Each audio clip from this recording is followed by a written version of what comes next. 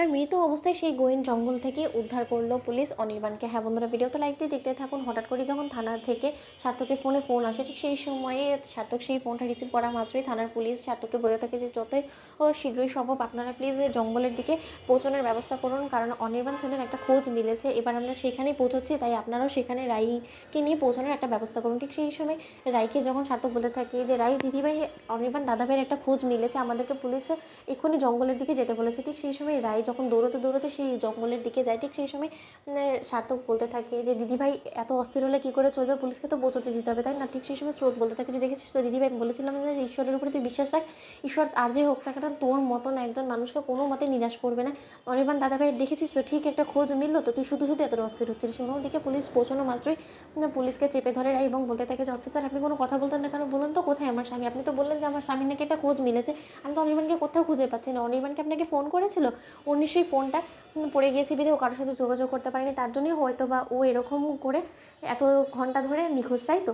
কোথায় ওকে আপনার গাড়িতে আছে? ঠিক সেই সময় পুলিশ বলতে থাকে যে না, আসলে ওনার সাথে আমার এখনও পর্যন্ত দেখা হয়নি, আমাকে এই জঙ্গলের থেকেই এখানকার বাসিন্দারা কল করেছে, তারা নাকি কাল রাতে হাতি তাণ্ডবের ফলে একজনকে নিহত হতে দেখেছে এবং সেই নিহত বিধ্বস্ত লাশটাকেই তারা এখান থেকে উদ্ধার করার জন্য আমাদের থানায় ফোন করেছিল এবং সেই লাশটাকে আইডেন্টিফাই করার জন্য আপনাকে এখানে নিয়ে আসা হয়েছে। ঠিক সেই সময় কথা বলা মাত্র রায় চিৎকার করে এবং বলতে থাকে যে না, এটা কোনো মতেই হতে পারে না। আপনি এই কথাটা ভাবলেন কী করে যে আমার অনির্বাণ হলো গিয়ে সেই লাশটা, যেটার কথা কিনা আপনি আমাকে বলছেন অনির্বাণ আর যে হোক না কেন আমাকে ছেড়ে চলে যেতে পারে না? আপনার কীভাবে মনে হলো এই কথাটা? আপনি এই খবরটা আমাকে জানানোর জন্য এত দূর অবধি টেনে হিচড়ে নিয়ে এসেছেন।